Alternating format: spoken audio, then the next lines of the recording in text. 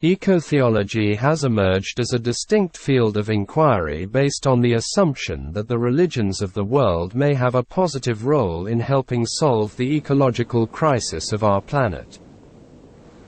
Paradoxically, this intellectual journey started about half a century ago with an insightful and very controversial article that, to the contrary, underlined the negative role of Christian theology. We are of course referring to the article, The Historical Roots of Our Ecological Crisis, by history professor Lynn White, which, back in 1967, triggered an energetic debate on the environmental impact of religious dogmas. Published in Science, it has been discussed in more than 8,000 books and articles. White notoriously maintained that, especially in its Western form, Christianity is the most anthropocentric religion the world has seen. This religion has established a dualism of man and nature, assuming that it is God's will that humans exploit nature for their proper ends. This is not an obvious assumption, as it stands in absolute contrast to ancient paganism and Asia's religions, except, perhaps, Zoroastrianism. Western mentality would have been forged by biblical statements such as, "Be fruitful and multiply and fill the earth and subdue it, and have dominion over the fish of the sea and over the birds of the heavens and over every living thing that moves on the earth." The conclusion was that, as regards the out-of-control ecological effects of industrialization, Christianity bears a huge burden of guilt. The author makes an exception for Saint Francis of Assisi, but adds that he was so clearly heretical that it is a miracle he was not burned at the stake. Although well written and highly informative, White's article condensed thousands of years of human history in a few pages and, as such, could not be anything but an oversimplification. Not surprisingly, it has therefore received loads of both praise and criticism. It is worth remembering that not a few thinkers, both before and after White, and on a par with him, explained the early scientific, technological, and industrial development of the West by referring to its Judeo-Christian roots.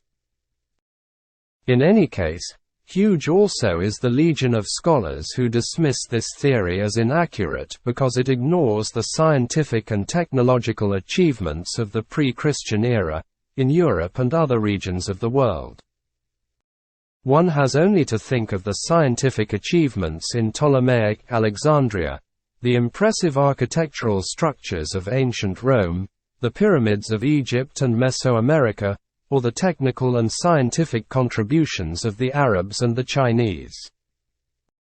Alternative theories explain the emergence of modern science and technology in the West with the weakening of Christianity and the re-emergence of Greek scientific achievements. There is also a tradition of anthropological studies showing that modern technology has more in common with pagan magical thinking, as it re-emerged in the Renaissance, than with medieval theology.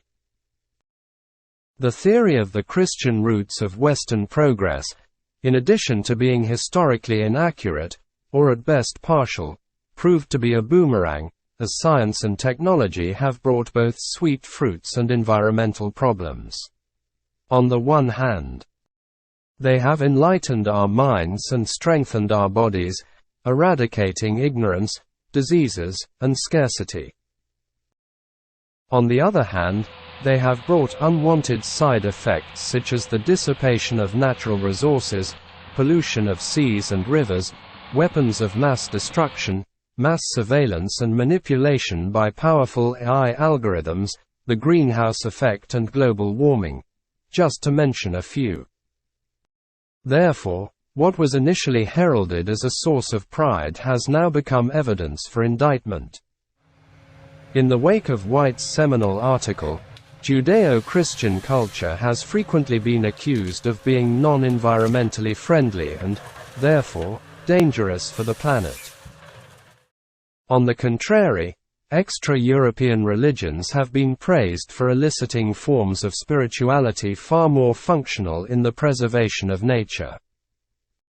Far East religions, in particular, such as Hinduism, Buddhism, and modern Taoism, are seen as environmentally friendly because they include beliefs in the immanence of the divine, the reincarnation of immortal souls, the laws of karma, and the cathartic role of universal compassion.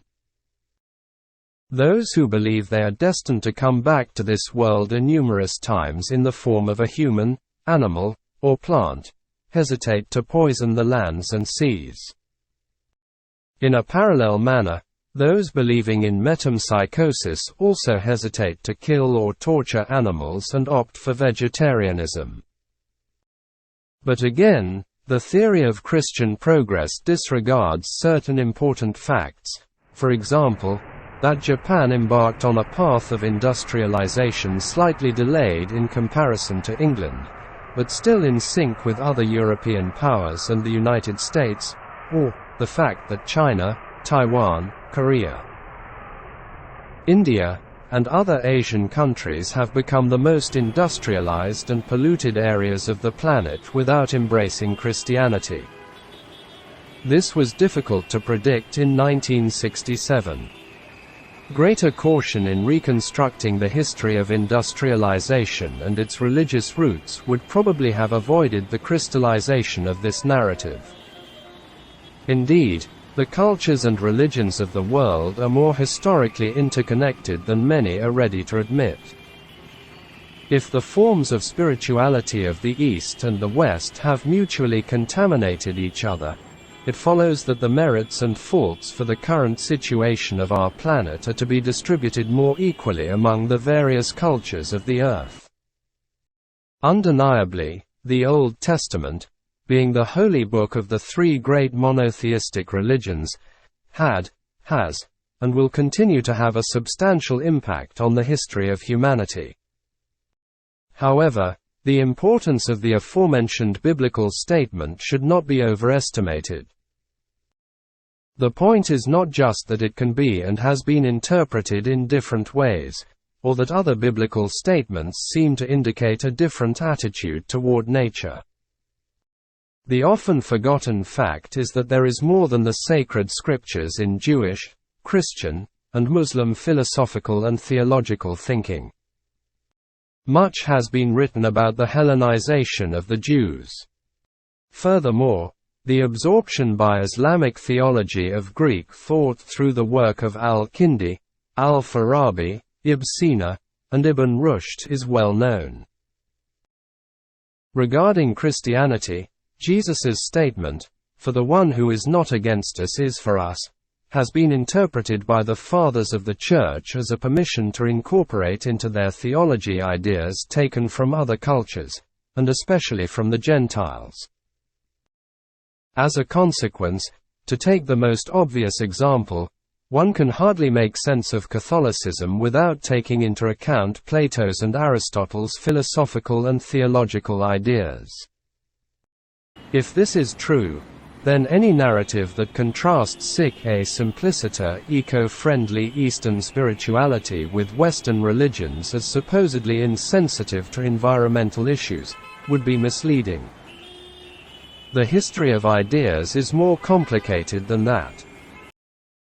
Any such narrative implies that Saint Francis of Assisi was just an isolated case, and that Pope Francis's encyclical letter Laudato Si is nothing but a belated attempt to join the ranks of the planet's saviors. To the contrary, the recent papal letter should be seen as the culmination of a long-lasting collective reflection, sometimes hidden, sometimes little known, but deeply rooted in European intellectual history. This reflection deserves to be brought to the consciousness of all environmentalists, whether believers or not. Aim and approach. The main aim of this study is to discern, reconstruct, and make visible the historical roots of Western ecotheology, with particular, but not exclusive, attention to the contributions of Christian theologians. This is the goal in very general terms, but further clarification is perhaps needed. Our work is not the first attempt to rediscover, reconstruct, re-evaluate eco-friendly ideas present in the long and rich history of the West, and Christianity in particular. We do not think that this work can be accomplished in the space of an article or even a book. This research must be seen as a contribution to a collective intellectual work that started long ago and promises to develop and flower in the future. In other words, given the richness of Western theological tradition, our approach cannot but be exemplary rather than exhaustive. Our research approach is in the field of the history of ideas, with sociological and anthropological lenses. This means that we are aware that the world of ideas, best reflected in the collection of written documents available to historians, is not necessarily a mirror of actual past societies and cultures. Similarly, anything that is currently written about our society is not necessarily a faithful representation of it. A thinker belonging to a religious confession may praise nature and ecological sensitiveness, not because most of his contemporaries or co-religionists share this view, but, on the contrary, because they do not. As a consequence, we also looked for evidence in material culture and archaeological finds. In this article, we decided to focus on three thinkers: Pliny the Elder, Paul the Apostle, and Severinus Boethius. Pliny offers a pagan perspective on environmental problems. Paul is essential as he is the putative father of the Christian faith, or, at least, the man that brought Christianity from east to west. Boethius is perhaps the best example of a theologian that tries to reconcile and synthesize the Greek, Roman, and Judeo-Christian roots of our civilization.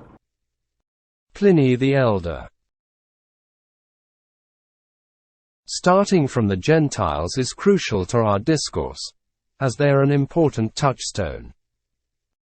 Although their spirituality has disappeared from the surface, it has remained in circulation like a karst river, and now the Gentiles are generally praised for their ecological ethos.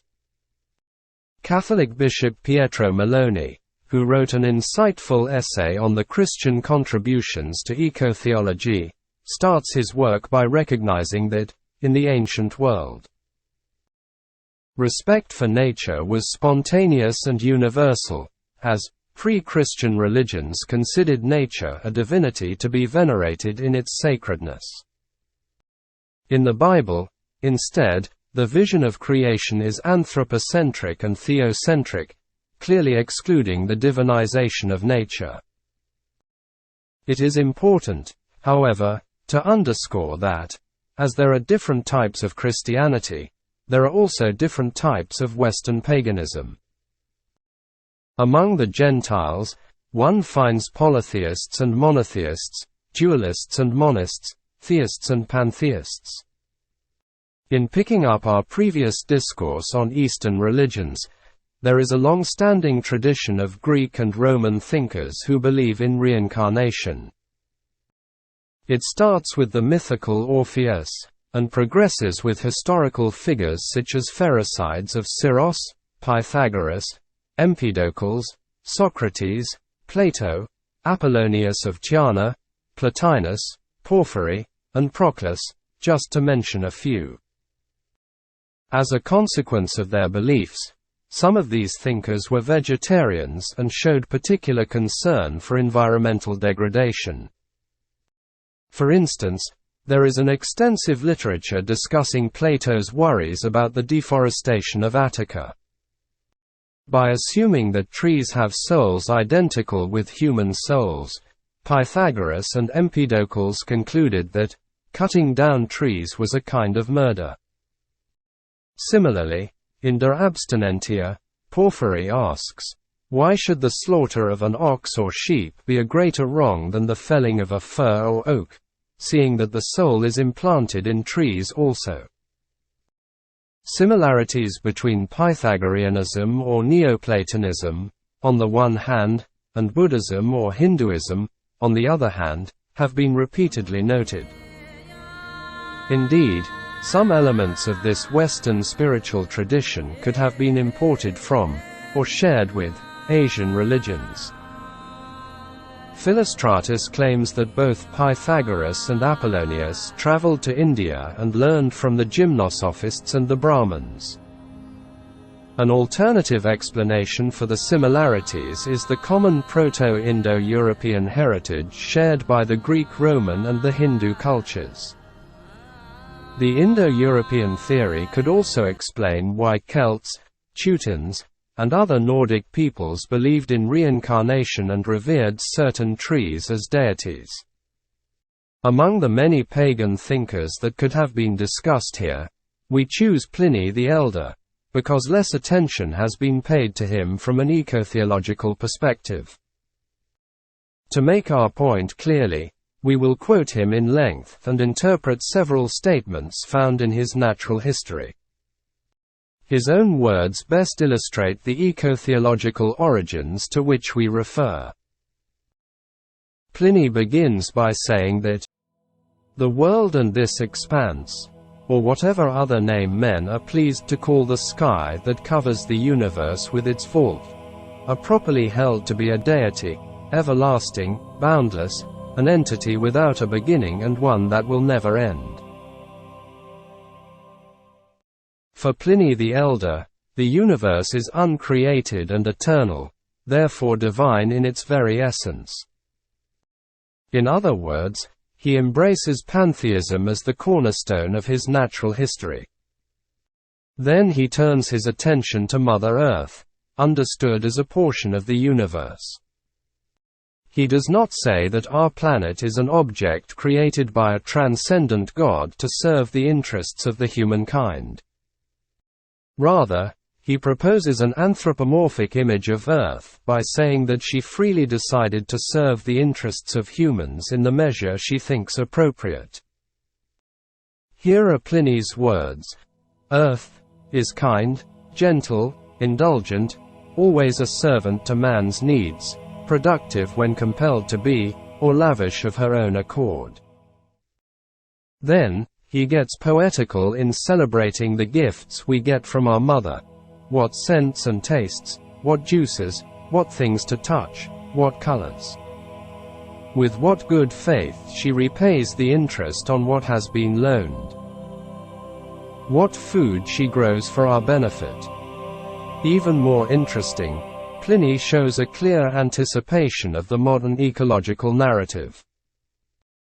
He deplores the fact that, instead of being grateful to nature, in general, and to Mother Earth, in particular, for all the gifts we receive, we destroy the environment in order to produce superfluous luxury goods. This point is central to modern ecotheological arguments. Examine the dramatic style in which Pliny the Elder describes this conundrum. She is dumped into the sea, or excavated to provide channels. She is tortured at all hours by water, iron, wood, fire, stone and crops, and by far more besides to serve our pleasures rather than our needs. Yet so that what she suffers on her surface, her outermost skin, may seem bearable by comparison, we penetrate her inmost parts, digging into her veins of gold and silver and deposits of copper and lead. We search for gems and certain very small stones by sinking shafts into the depths. We drag out earth's entrails. We seek a jewel to wear on a finger. How many hands are worn by toil so that one knuckle may shine? If there were any beings in the nether world, assuredly the tunneling brought about by greed and luxury would have dug them up. However, is nature always benign to us? What about wild animals attacking humans, not to mention illnesses and natural catastrophes? The answer from Pliny seems, once again, to anticipate contemporary environmentalists.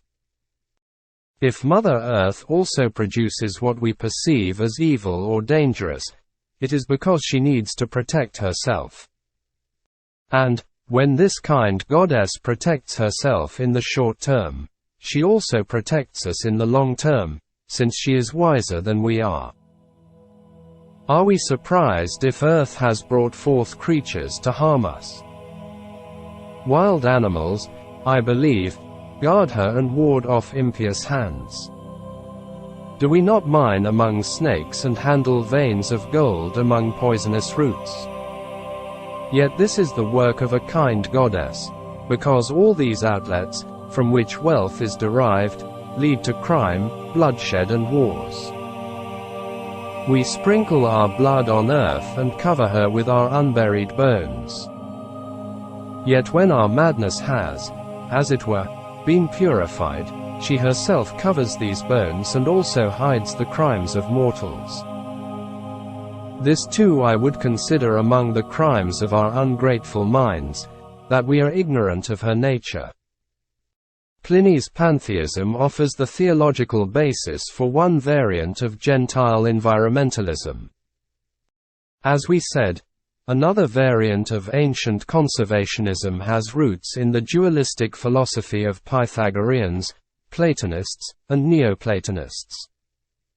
However, it would be incorrect to conclude that all heathens were respectful of the environment. In practice, not all Greeks and Romans behaved as ancient philosophers and theologians would have wanted. If Pliny criticizes his contemporaries for their lack of gratitude toward Mother Earth, it is exactly because many of his fellow pagans were involved in destroying and polluting the environment by means of industrial activities such as forest clearing and mining. This circumstance finds support in the results of recent scientific archaeological and geological research. The degree of vitality and dynamism of an economy also depends on its level of monetarization. Where exchange is based on barter, the economy can hardly get out of the subsistence function. Recent analyses of the composition of the Arctic ice cap layers and of lake basin sediments in Sweden, Switzerland and Spain have revealed that, in the first 4 centuries of the Roman Empire, the degree of lead and copper pollution of the Northern Hemisphere atmosphere was such as to be equaled only in an epoch following the start of the Industrial Revolution. Pollution was produced by the transformation of the mineral extracted from the silver and copper mines. As Lo Cascio also explains, the data in itself is very significant, since it shows not only that economic activity in the Mediterranean unified by Rome must have been very intense, but more specifically that the degree of monetization of the economy must have been very high. This is because lead pollution is an indicator of the extent of the production of silver, and therefore of the silver coin, while the copper pollution indicates that the production of Aeneas money must also have had very considerable dimensions. This is only one of the many empirical proofs of the greater vitality of the Roman economy compared to the medieval one. The study of shipwrecks of cargo ships found along the coasts of the Mediterranean is another example. The number of ships dating back to the Roman Empire is much higher than the number of those dating back to previous and subsequent epochs. This suggests that the volume of commercial traffic must have reached levels never reached later in these centuries. In turn, such intense exchanges testify to a very high global production, an indicator of a high population and presumably an indicator of high productivity. This should suffice to show how weak is the theory of linear progress and the idea that Christianity had a special role in generating industrialization and, therefore, pollution. The reading of Pliny's work cannot but recall the Gaia hypothesis formulated about half a century ago by chemist James Lovelock and, subsequently, further developed by the same scholar in collaboration with biologist Lynn Margulis. According to Lovelock, living organisms on Earth interact with surrounding inorganic components to form a complex, synergistic and self-regulating system that helps maintaining and perpetuating the conditions for life on the planet. Based on this idea, the supporters of so-called deep ecology started conceiving the Earth as a living and sentient being. Despite being heavily criticized, if not ridiculed, by biologists of the caliber of Richard Dawkins and Stephen Jay Gould, the Gaia hypothesis has found considerable attention in the scientific literature. The theory has also been discussed in the news section of prominent journals such as Science and Nature. Since we are approaching the issue from the perspective of the history of ideas, it becomes important to ask whether Lovelock was aware of the existence of historical antecedents. In fact, he has subsequently recognized as precursors of the Gaia hypothesis the father of geology, James Hutton, Russian scientist Vladimir Vernadsky, British ecologist Evelyn Hutchinson, and ocean chemist Arthur Redfield. As one can see, he did not go far back in time and, therefore, did not mention Pliny or other ancient authors. However, the only fact that he named his hypothesis after the Greek goddess Gaia suggests that, at least intuitively, Lovelock understood the pagan origin of the idea. An author who has explored the roots and developments of the Gaia hypothesis from the perspective of the history of ideas is Michael Ruse. Wondering about the success of this idea despite the resistance of a large part of the scientific world, he searched the reason of the success in the religious significance of the hypothesis. First, looking at its roots, Ruse notes that, as something that stands outside the Abrahamic religions, by definition the birth of Gaia was the birth of a pagan idea. Secondly, glancing at its consequences, he underlines that today, among the most enthusiastic of Gaia supporters are those who call themselves pagans or neo-pagans, and often they look back to the Greeks as their inspiration. Ruse also points out that not a few Christian ecologists seem to accept or are fascinated by the Gaia hypothesis, despite Christian theologians being suspicious about it because of its implicit pantheism. Obviously, much depends on whether Gaia is understood as a metaphor or a sentient creature in the literary sense of the word. In his historical excursus, the author cites pagan philosophers such as Thales of Miletus, Pythagoras, Anaximander, Anaximenes, Plato, Aristotle, Plotinus, but makes no mention of Pliny. Without detracting from Ruse's worthy work, this absence should give greater value to our attempt to enrich the discourse. Paul the Apostle. The attitude of Christianity toward pre-Christian religions and philosophies is ambivalent, implying both continuity and discontinuity. On the one hand, Christians have often observed their difference from the Gentiles, especially as regards sexual morality. On the other hand, they have incorporated into their doctrine and lifestyle many ideas and costumes of the Greeks, Romans, Celts, and Teutons. Criticism and praise are both ubiquitous in the writings of the Christians of any era. Some of them still use the word pagan, with a pejorative intent, to label any non-Christian behavior, while others underline the positive achievements of the ancient world. For instance, Catholic priest and philosopher Giuseppe Petich interpreted Christianity as the recapitulation at a higher level of the great religions and great philosophies that have manifested themselves in the course of history. Not surprisingly, an ecotheological orientation emerges especially in the work of those Christian thinkers who underline the continuity rather than the discontinuity between their ideas and the Gentiles' ones. When it comes to Christianity, it is important to tackle Paul the Apostle first, because his theology seems to be the less favorable case. Some of his statements seem indeed to suggest that he was not attaching particular significance to this world, at all.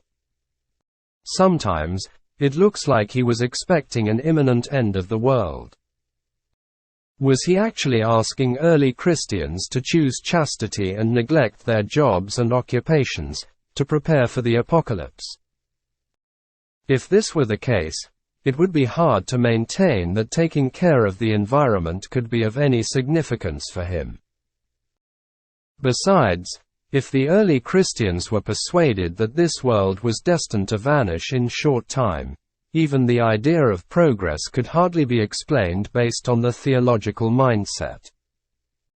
An interpretation of this sort went so far in the 1970s that an unorthodox idea gained wide popularity, namely, that St. Paul, far from being an enemy of Gnosticism, could actually be interpreted as a proto-Gnostic. It cannot be denied that the Apostle used some expressions, such as the God of this world, that make us think of a strong dualistic understanding of reality and an acceptance of the paradigm of contemptus mundi. Still, in the Pauline epistles that are recognized as authentic, it is patent that the creator of the world is God the Father and not a demiurge. If God is the creator, creation cannot be a mere illusion or pure evil, as it was for some Gnostic or Manichaean sects. It must have profound significance. If we take the perspective of the history of ideas, we must admit that some Gnostic sects saw St. Paul as a master. As James Dunn reminds us, it is exactly for this reason that Tertullian called him the apostle of the heretics. As a matter of fact, Paul wrote letters to different communities using different tones and arguments. Being a capable communicator, he managed to find the right words to keep the early Christian communities together, in spite of their cultural differences. This strategy has proven to be successful. However, as a consequence, different interpretations of his thought have become possible. This does not change the fact that, for our purposes, it is the proto-Catholic Paul that matters, rather than the proto-Gnostic. Any interpretation that implies an intrinsic nihilistic worldview can hardly serve the cause of ecotheology. It is worth emphasizing that Paul, although criticizing paganism, did not dismiss the whole Gentile world as impious and immoral. In the Epistle to the Romans he writes, "For it is not the hearers of the law who are righteous before God, but the doers of the law who will be justified." Human beings can think and act correctly even if they never encountered the truths revealed in the Scriptures. Even more clearly, he affirms that, when Gentiles, who do not have the law, by nature do what the law requires, they are a law to themselves, even though they do not have the law. They show that the work of the law is written on their hearts. Even more interestingly, redemption does not concern only human beings. The two postulates are consistent with each other, as they imply that the good does not enter in the creation only through the revelation, but it is inherent to the creation itself. Indeed, in the same epistle, we read what follows. "For the creation waits with eager longing for the revealing of the sons of God. For the creation was subjected to futility, not willingly, but because of him who subjected it, in hope that the creation itself will be set free from its bondage to corruption and obtain the freedom of the glory of the children of God. For we know that the whole creation has been groaning together in the pains of childbirth until now." The significance of this fragment can hardly be overestimated. Even if humans can serve a privileged place in the hierarchy of beings, due to their likeness to God, this does not imply the total insignificance of the other creatures. A common destiny of redemption has been decided for all living and non-living creatures, for the whole creation. This reconstruction of Paul's eschatological view is not purely imaginative, as the latter is consistent with a famous passage of Genesis which could not be unknown to the apostle. God said to Noah and his sons what follows, "Behold, I establish my covenant with you and your offspring after you, and with every living creature that is with you, the birds, the livestock, and every beast of the earth with you, as many as came out of the ark. It is for every beast of the earth." He actually repeats twice that the alliance is between me and you and every living creature that is with you, for all future generations. This understanding of Paul is still controversial because in the Fathers of the Church's writing there was a twofold interpretative tendency. The anthropological one, which saw man or a personal being as the creature, and the cosmological one, which identified it with the cosmos. The anthropological tendency was already visible in Origen's work. Through Ambrose, it finally reached St. Augustine. Indeed, the Bishop of Hippo was not persuaded that the term creature referred to the whole of creation and, due to his authority, the anthropological interpretation became the dominant paradigm in the West. On the contrary, in Eastern Christianity, the cosmological interpretation prevailed. It is visible, for instance, in John Chrysostom's work. That the creature itself also shall be delivered from the bondage of corruption, according to Chrysostom, means that not thyself alone, but that also which is thy inferior, and partaketh not of reason or sense, this too shall be a sharer in thy blessings. As Maloney explains, the Fathers of the East preferred the cosmological interpretation because they were attracted by the admiration that Greek civilization had for nature. Still, among the Fathers of the West, one can find an exception, St. Thomas Aquinas. The Dominican friar was not only influenced by Aristotle, as universally recognized, but also by Pseudo-Dionysius the Areopagite, a Syrian Christian Platonist at that time believed to be the Athenian convert of St. Paul. The Corpus Areopagiticum defends the idea of an essentially good creation, as it was created by the good, one of the many names of God.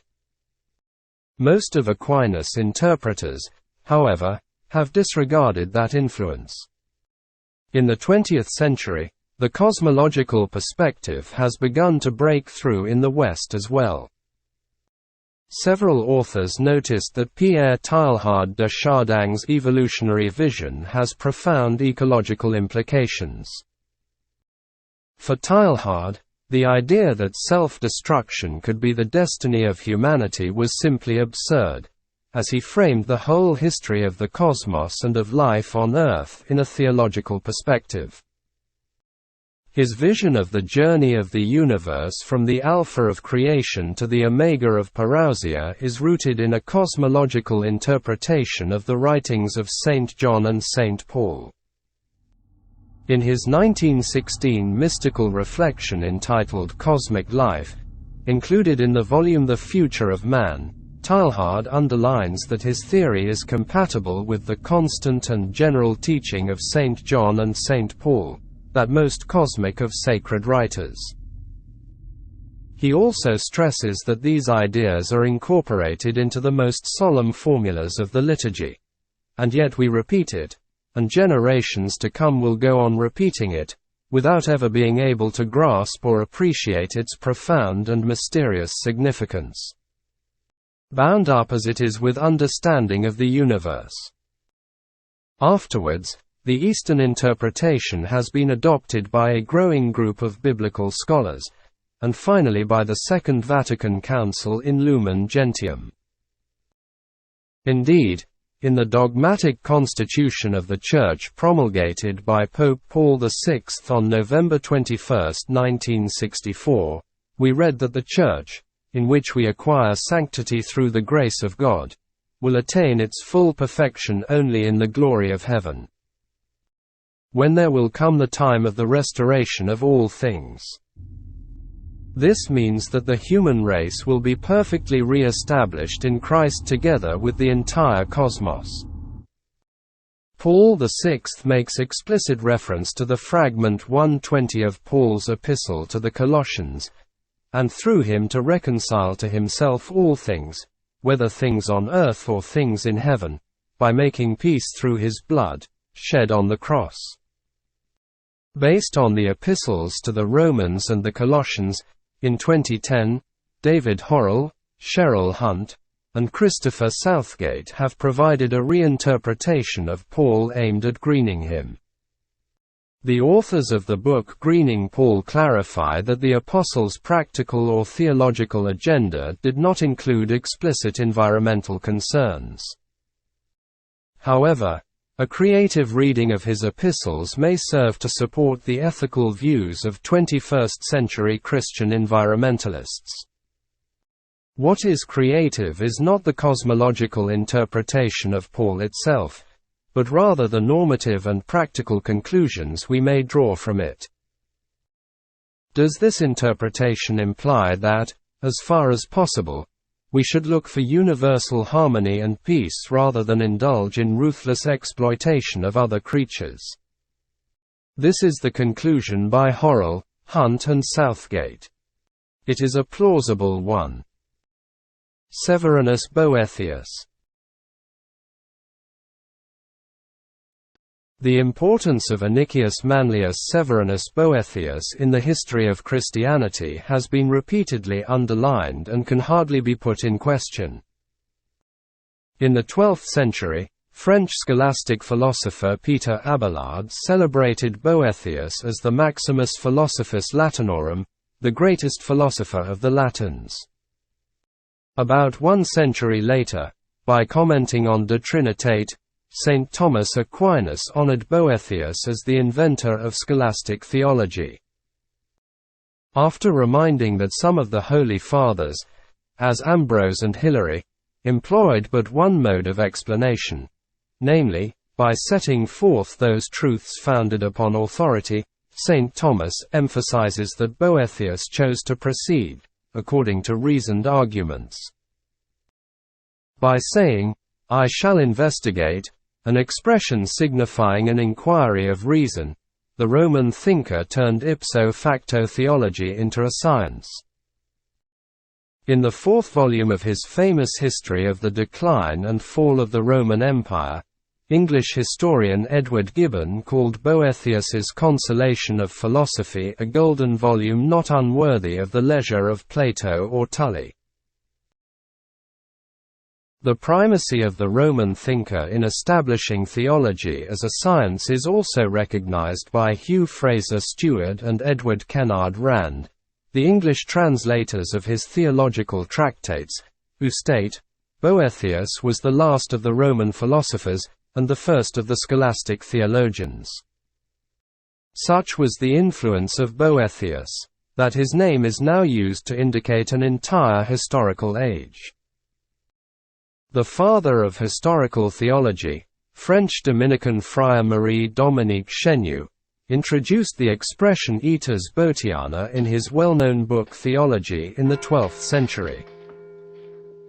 If Chenu restricts the application of this expression to the 12th century, other scholars have afterward expanded the Boethian age to cover the period between the end of antiquity and the 12th century. For instance, Jan Artson notices that intellectual life from 500 until 1200 was marked by his translations, commentaries, textbooks as well as his personal writings, such as the Opuscula Sacra, short theological works, and the Consolation of Philosophy. This age can therefore be called the Aetas Boetiana. John Maranbon wrote a full book to demonstrate that Boethius was not just a competent and influential thinker, a successful transmitter of ideas from antiquity into Middle Age, as generally admitted, but a great thinker, meaning an original one. Commenting on Maranbon's book, British philosopher and Roman Catholic priest Brian Davies concluded that nobody seriously concerned with medieval philosophy and theology, whether from the historical or evaluative perspective, can afford to ignore him. If you lack an understanding of Boethius, you will not appreciate what many medieval writers were about. Boethius's theology represents another attempt at synthesizing at a higher level the religious beliefs and philosophical achievements of the past. Still, if St. Paul was a Hellenized Jew of the 1st century, Boethius was a Roman senator of the 6th century. As a consequence, his theology tried to incorporate also Neoplatonic ideas developed by outstanding figures such as Plotinus and Proclus. Precisely by virtue of these Neoplatonic roots, his theological proposal can be compared to that of his contemporary Pseudo-Dionysius the Areopagite. The latter provided a demonstration that only good actually exists, while evil can be understood only as lack of good, as well as dark is nothing but the absence of light. In other words, the whole universe is intrinsically good. On a par with Pseudo-Dionysius, Boethius sees the whole creation as good and does not hold back from declaring his sincere love for unspoiled nature. This fact has already been remarked by some of his interpreters. John McGee writes that Plato's Timaeus serves in the context of the Consolatio to affirm the essential goodness of creation. Fabio Troncarelli remarks that Boethius's theology is the best medicine against Augustine and the poison of his deep pessimism. Troncarelli also underlines Boethius's love for nature, which comes from a contemplative temperament, from an anxious and at the same time careful observation of phenomena, with the eyes of the artist and the scientist. The Roman theologian seems moved when he poetically writes about the wonders of nature, be this a tree, a flower, an animal, a mountain, a sea, a sunrise, a sunset, or a celestial body. Let us now have a look to the primary sources. Boethius seems to be particularly engaged in the demonstration that God is immanent and transcendent at the same time. While emphasizing the presence of God in the world, he is careful not to slip into pantheism. Indeed, he clarifies that a statement such as God is everywhere does not mean that he is in every place, for he cannot be in any place at all, but that every place is present to him for him to occupy. In one formula, he is everywhere but in no place. As any good Christian Platonist, he starts from the postulate that there is a hidden order in the natural world, in spite of the fact that sometimes we perceive chaos instead. There is order, ordo in Latin, cosmos in Greek, because a perfect God created the world and watches over his creation. Creatures desire to avoid destruction, seek the good, and search for unity. God is the good. God is unity. God is life. Ergo, destroying nature means going against God's plan. Boethius explains that love of self comes not from the will but from nature, as a gift of providence, so that all things desire to persist and endure for as long as they can. In other words, if all creatures naturally desire to survive and to avoid destruction, it is because God instilled this desire in him, and exactly this desire is the fundament of the cosmic order. Given these premises, from the practical point of view, Boethius comes to conclusions similar to those of Pliny the Elder, still without embracing his pantheism and divinization of Mother Earth. It is apparent that many forms of life can avoid their own destruction only by taking the life of other creatures. However, what marks the difference between legitimate and illegitimate destruction is, precisely, strict necessity. It is immoral to destroy nature in order to get what is superfluous. And we should never forget that, for the ancients, moral behavior is the path to happiness, beatitudo, eudaimonia. Indeed, he states that humans were happier when they got from nature only what they really needed. Let us quote his words in full length. "How happy were men long ago, when they were content with nature and not yet corrupted by wealth. Their hungers were easily sated by acorns they found on the ground. They had not yet learned to mix sweet honey into their wine. They did not dress up in silks dyed bright with Tyrian purple. They fell asleep on the grass and drank from a nearby stream. In the hot noons they would sit in the shade of a towering pine.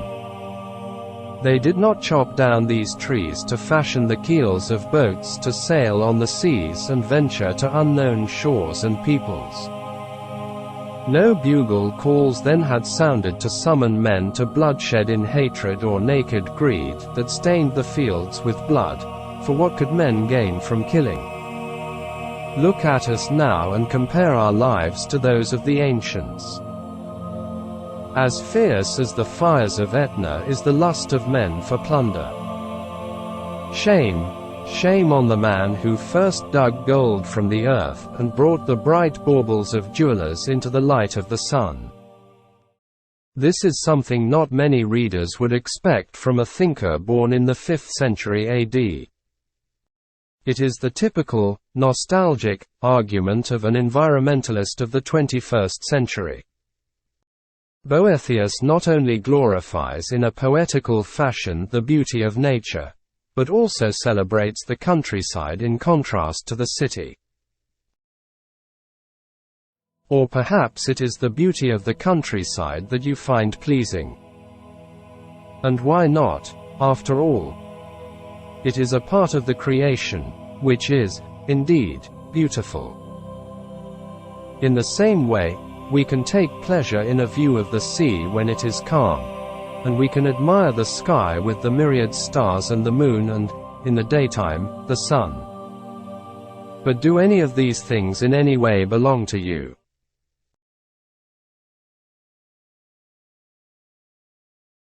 It should be noted that the imperial Rome was a metropolis in the literal sense of the word. In the Antonine period, mid-2nd century, one could count 1,200,000 to 1,700,000 residents, living in 49,000 buildings. At the beginning of the 5th century, the city was in decline, but could still count 800,000 residents. As one can see, Boethius insists on the fact that nature is beautiful, fascinating, worth our admiration. It is not divine in itself, but it is permeated by the divine, and therefore humans should never assume to be the masters, the possessors, of nature. They can take from nature what they need but never more than that. The fruits of the earth are meant for the nourishment of living things, and, by all means, take what you need. But there is no point in asking fortune for more than that. It is absurd to go from contentment to superfluity, because what you add will be either unpleasant or actually harmful.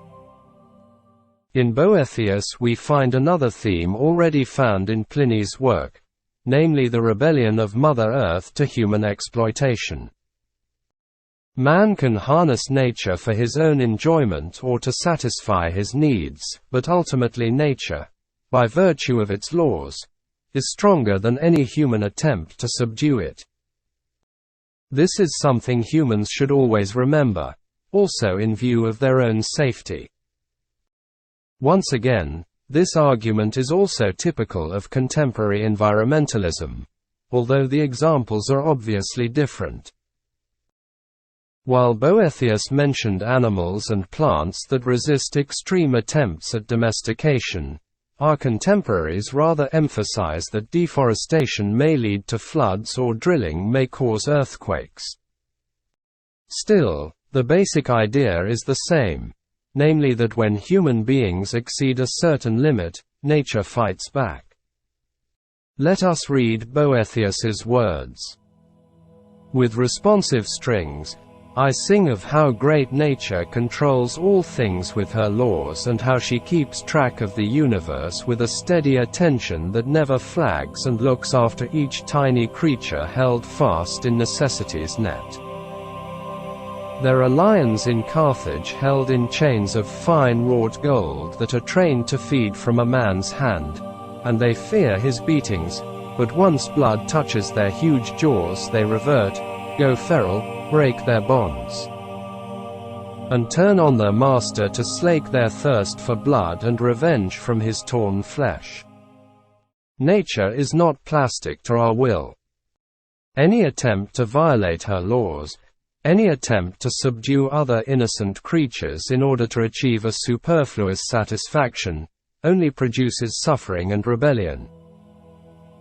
The bird that sang free in the treetops, shut in a cage and turned into a toy, drinks her honeyed food from her dish, but let her, from the bars of that cage, glimpse those treetops that used to be home, and she will scatter her food and sulk, twittering only songs of grieving about those trees through which she once flew. Take a sapling and tie its top so that it is bowed down to the ground, then cut the rope or let it give way and the tree will point again to the sky. It should be now clear why we repute Boethius a crucial thinker for ecotheology. He is not just the demonstration that there is more than Saint Francis of Assisi, in the history of the Church, to weaken White's main narrative. The value of Boethius also lays in his ecumenical bearing. Indeed, this Roman theologian does not belong only to the Catholic tradition. Having lived 1,000 years before Luther and Calvin, his ideas can be welcomed also by Protestants. Besides, it should not go unnoticed that Boethius was particularly active in the attempt to develop a theological formula capable of reconciling the Eastern and Western churches, and bringing Rome closer to Byzantium, and this, probably, cost him his life. Finally, Boethius also reconciled Christianity with pre-Christian spirituality, based on his Platonist theological view. If we then consider that the Pythagorean Platonic tradition was probably influenced by the religions of the Far East and then penetrated, as we noticed above, into Judaism and Islam, the universality of certain Boethian ideas is even more evident. This does not mean that his theology deserves to be reevaluated in its entirety. Boethius did not have the same idea of the vastness of the universe and the complexity of the physical world as we have today, nor did he know the evolution of species. His theological view, however remarkable, suffers from these gaps. Still, there is little doubt that his ecological ethos is a precious asset that deserves to be kept alive. Conclusions.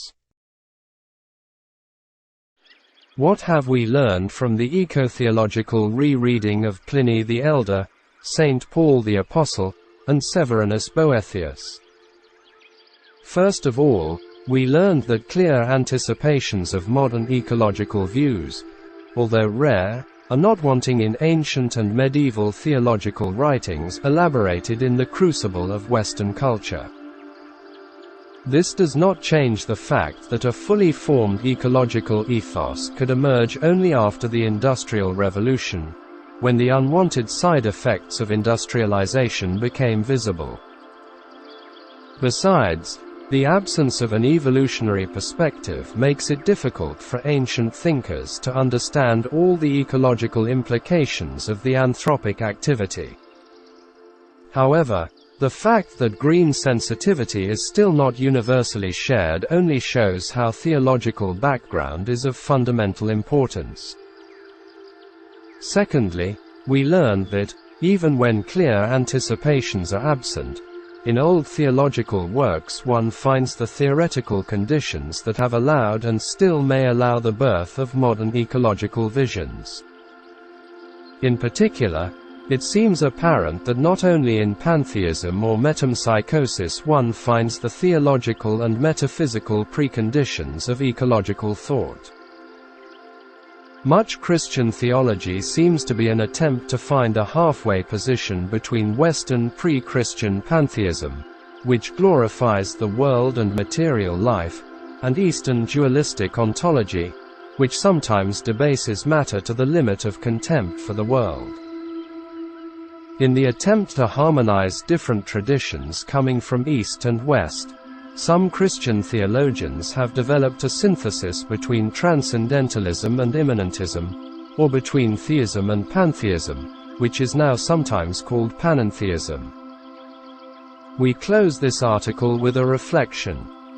Our study is mainly exegetical and descriptive, but we cannot deny having also normative intentions.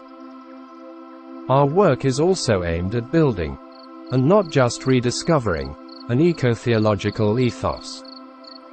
To start from the history of ideas seems particularly useful because religious people need a sense of continuity. New ideas and sensitiveness are better built on the background of traditional ones. Still, inside a tradition there are many traditions. In the light of new scientific discoveries and social needs, we must first of all admit that some ideas of ancient and medieval religious leaders were incorrect. We cannot pretend that the entire corpus of Christian theology is coherent, consistent, and stable in time. We need to give visibility to old ideas that can be used as building materials, or even cornerstones, of modern ecotheology, exactly because we know that not a few traditional ideas are incompatible with this end. White, who self-describes as a churchman, urged that more science and more technology are not going to get us out of the present ecologic crisis until we find a new religion, or rethink our old one. Historical ecotheology is intended to serve the second goal.